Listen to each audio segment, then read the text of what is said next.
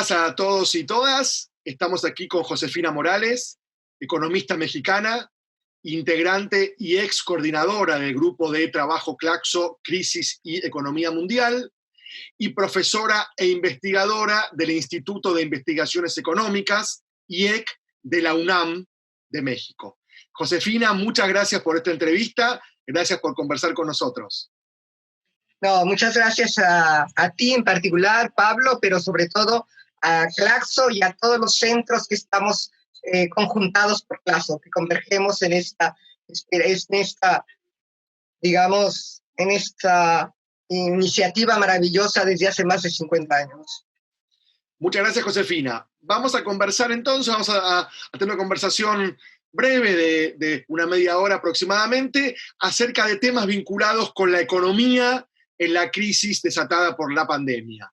La, primera pregunta que yo te quiero hacer tiene que ver con cómo tú analizas los impactos de la crisis provocada por la pandemia de coronavirus en América Latina y el Caribe. ¿Cómo analizas los impactos, sobre todo productivos, ¿no? Productivos a nivel económico, pero sobre todo productivo, de la crisis provocada por la pandemia en América Latina y el Caribe?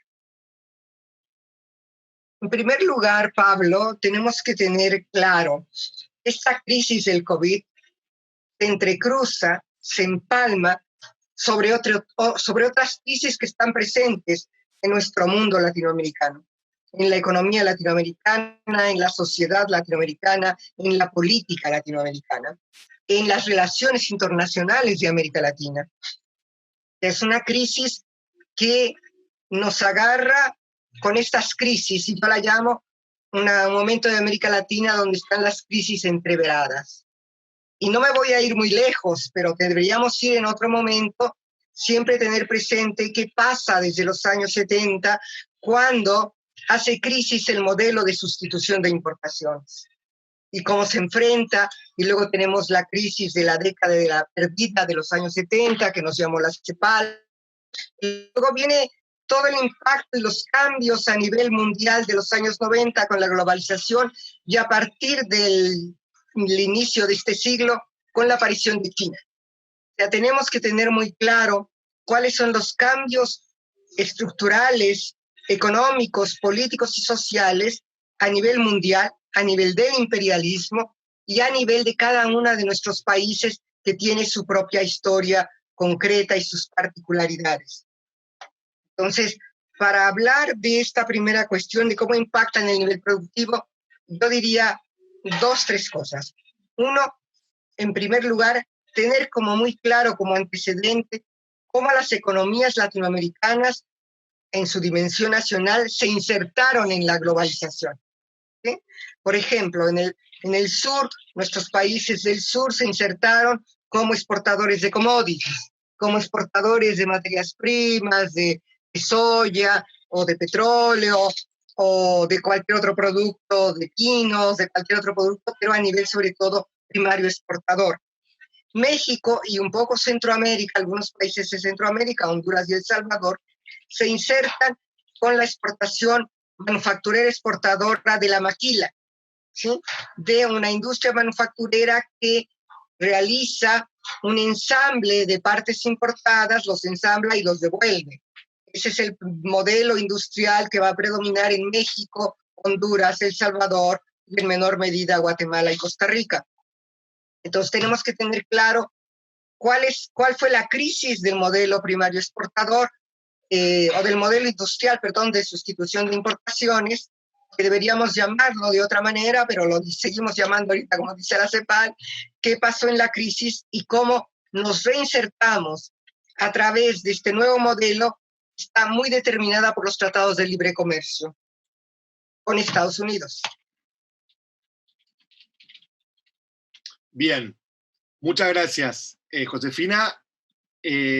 Vamos ahora a la segunda pregunta, que tiene que ver más con los principales desafíos que se enfrentan a nivel regional, es decir, cómo tú piensas la cuestión de la integración regional a nivel económico, los desafíos vinculados con la integración o con los mercados y los bloques regionales, y sobre todo también cómo se puede pensar la relación entre Estados Unidos y América Latina, o Estados Unidos y México, a la luz también de las características políticas del gobierno norteamericano y de los últimos cambios que se fueron sucediendo en América Latina en los últimos meses. Bueno, algo más que es un punto de debate de la pregunta anterior es el proceso de industrialización en América Latina. En algunos países se habla de la desindustrialización de Brasil, de la desindustrialización de Argentina. Yo señalo que en México hay tres patrones de industrialización en el siglo XXI. Por un lado tenemos regiones que se desindustrializan, como la Ciudad de México, regiones que se reestructuran su patrón industrial para la exportación, y regiones nuevas que se industrializan con la maquila para la exportación. Eso nada más para señalar lo anterior. Ahora, los desafíos regionales que me planteas en estos momentos para América Latina y en su relación sobre todo con Estados Unidos. Entonces, lo que tenemos en el siglo XXI es que hay una nueva presencia, un nuevo agente, no me gusta la palabra agente, una nueva presencia en la economía internacional que es China. Es China. China cambia todas las relaciones económicas internacionales. China va a tener una presencia muy importante en el sur de nuestra América, donde las exportaciones van a retomar un modelo primario exportador, la soya en primer lugar, ¿no? Que va a ser muy importante, muy determinante en su estructura de relación económica internacional. Yo siempre digo, y entonces discutimos si Brasil se desindustrializó, si Argentina se desindustrializó y si México se desindustrializó, ¿no?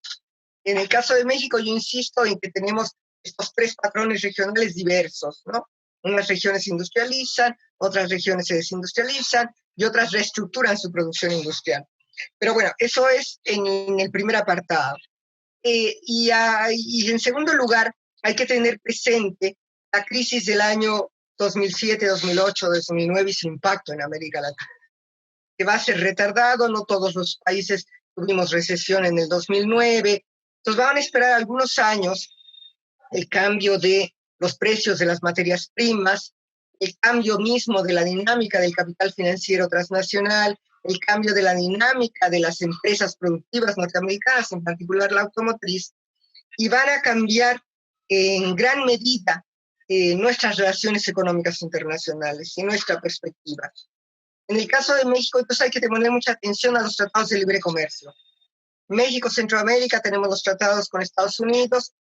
Recordemos que en 2005 fracasa el ALCA, el proyecto norteamericano de Estados Unidos y toda nuestra América, ¿no? Fracasa por el movimiento popular encabezado por Chávez en ese momento a nivel latinoamericano. Sin embargo, tenemos cómo siguen avanzando dos aspectos muy importantes.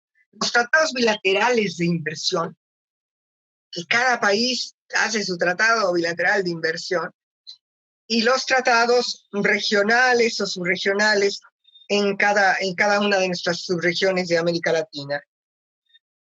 Entonces, y por el otro lado, que es muy importante, recordar que la economía no es una relación, un intercambio entre las cosas, decía Marx, sino una relación social. Entonces, y de poder. Entonces, esta relación social y de poder hay que ver cuál es su dinámica desde la religión con América, con Estados Unidos, con el imperialismo, o con Europa. En el caso del sur es muy importante cuál es la marcha del Tratado de Libre Comercio con la Unión Europea, ¿sí? O las mismas contradicciones que están generadas en cada uno de nuestros países, que dependen en mucha medida de dos aspectos. Por un lado, la política desde el poder de los gobiernos y de las oligarquías, como desde luego de la respuesta popular. Entonces vamos a tener que efectivamente, para estudiar América Latina tenemos que tener, yo diría, dos aspectos. Por un lado, la visión de región, con una visión histórica. Con el otro lado, las dimensiones subregionales y nacionales son muy importantes para poder entender la dinámica de los problemas y los desafíos en nuestra América. Excelente, Josefina, gracias. Creo que es una visión muy integral y muy completa que también recupera el proceso histórico y los diferentes matices. Gracias. Y vamos entonces ahora a la tercera pregunta, que tiene que ver más con las alternativas al desarrollo. A ver, considerando la crisis económica abierta por la pandemia, los desafíos enormes que abre esta crisis a nivel productivo, a nivel social, a nivel laboral, a nivel económico en general, y también considerando que uno de los elementos que esta crisis o que esta pandemia visibiliza, amplifica, profundiza, es la cuestión de las desigualdades sociales. Ya sabemos que vivimos en una sociedad desigual y que el sistema capitalista es en esencia desigual, pero creo que la agenda de las desigualdades y la visibilización o la manifestación social de las desigualdades se ha hecho mucho más fuerte, mucho más dramática en los últimos meses justamente por la pandemia. Entonces, considerando esto, ¿cuál es una agenda alternativa o qué desafíos piensas tú que puede enfrentar el desarrollo de América Latina y el Caribe en los próximos años? ¿Cambia algo? ¿Hay algún desafío o alguna oportunidad, entre comillas, de cambio de aquí a los próximos años? ¿Podemos proyectar algún tipo de transformación? Y entonces, ¿cuáles serían las acciones desde los gobiernos, pero también de los movimientos sociales para poder lograr esas agendas alternativas, si es que esas agendas fuesen, por supuesto, posibles? Un elemento del tema anterior que no hay que olvidar es la relación y la agresión del imperialismo norteamericano contra Cuba y Venezuela. Eso lo tenemos que tener muy claro, porque eso involucra a todos nuestros países, involucra a Colombia, involucra a México, involucra a Centroamérica, etcétera. En primer lugar, al Gran Caribe, ¿no? Por no dejar de señalar, pero desde luego a todos los otros países, y ahí está la OEA encabezada por este señor espantoso, que tiene posiciones contrarias a estos procesos civilizatorios, emancipatorios de Cuba y Venezuela. Bueno, ahora ya las alternativas. Yo creo que estamos en un momento en que a nivel internacional está en cuestionamiento no solo el neoliberalismo que ha fracasado, la incapacidad de las políticas neoliberales de responder a la crisis porque han destruido todo lo anterior, ¿sí? Sino también la misma política norteamericana. Insisto, la política de Estados Unidos es una política, ¿qué te diré?, suicida con su propio país. Ya de eso, de aquí al resto, es Nerón viendo que se incendia Roma y todos los imperios atláteres, ¿no? Pues tener muy claro el imperialismo, nuestras estructuras económicos, sociales y políticas, porque es muy importante en estos momentos entender que la economía es una relación social y una relación de poder. Hoy no podemos hablar de una alternativa económica sin tener en primer plano los cambios políticos. Eso es fundamental, fundamental. Entonces, desde luego, es un momento abierto para buscar y concretar alternativas diversas al neoliberalismo. Podemos quedarnos a nivel y recuperar al Estado. Yo creo que en estos momentos el centro de la discusión política es el Estado. Entonces, recuperar al Estado como un ente político-social que aglutina con todas sus contradicciones a las diversas clases sociales es muy importante. Del resultado va a depender del movimiento popular, si podemos ir más a la izquierda o nos quedamos en el intermedio del keynesianismo, está más a la derecha, o inclusive si se quedan, como en el caso chileno, con alternativas dictatoriales, ¿no? Pero ahí está la lucha popular, del movimiento popular chileno.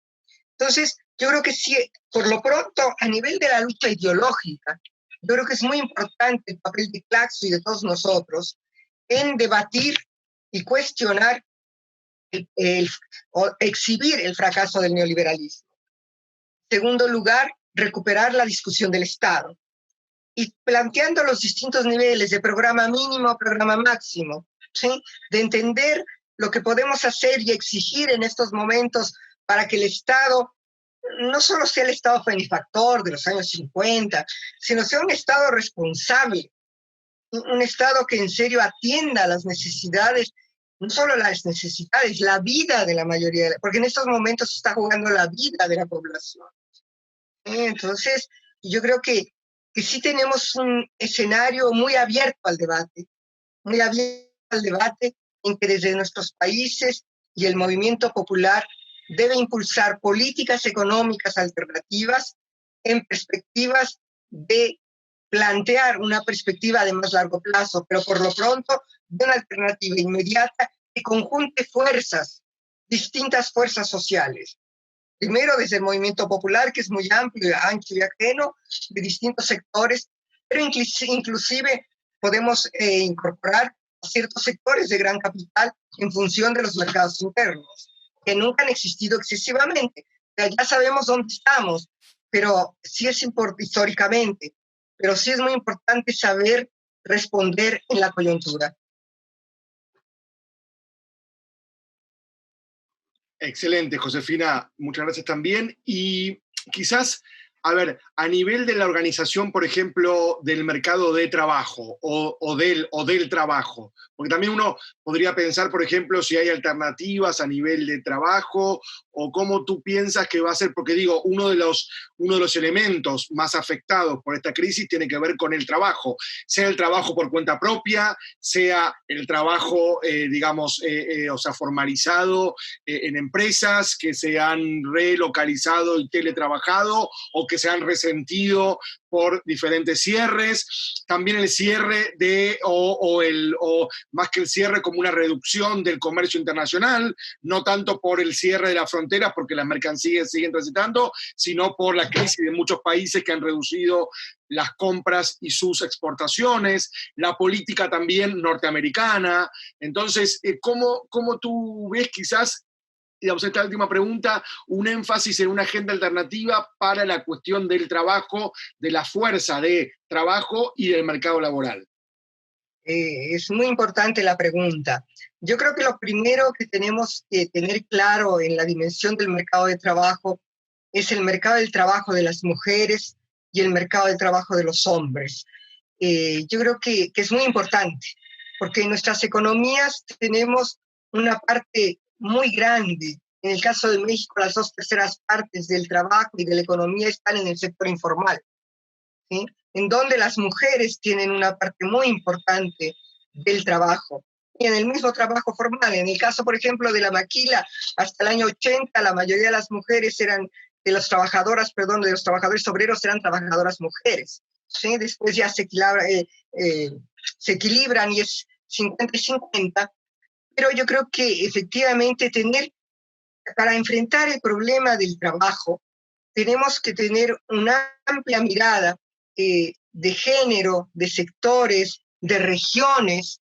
Por ejemplo, en el caso de México no es la misma la problemática de los trabajadores y trabajadoras de la frontera norte, donde está la maquila, que las trabajadoras y mujeres del trabajo de la frontera sur, donde predomina el mundo indígena, ¿sí?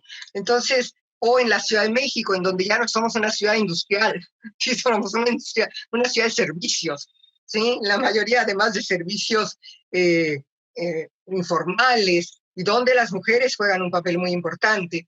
Entonces yo creo que tenemos que tener al mismo tiempo una mirada histórica y concreta en donde la dimensión de género, en donde la dimensión del tipo de trabajo, en donde la dimensión de la responsabilidad o del papel que juega cada trabajador, cada sector social en la reproducción de la vida, tiene que ser muy clara. Y donde el Estado tiene una responsabilidad histórica, fundamental, trascendente para el futuro. Entonces tenemos que luchar por incidir en las políticas públicas, por enfrentar al gran capital y por organizarnos socialmente. Es un ámbito en donde la economía popular, la solidaridad social colectiva para ollas populares, para servicios de distinto tipo están en primer plano. Yo creo que todo eso se da en nuestra América. Yo creo que se está registrando. Yo creo que los académicos, los teóricos, tenemos que asomarnos y ser muy sensibles a lo que está pasando, que es lo más importante, porque muchas de estas cosas que digo están pasando en la realidad, ¿sí? En la práctica social cotidiana de la sobrevivencia.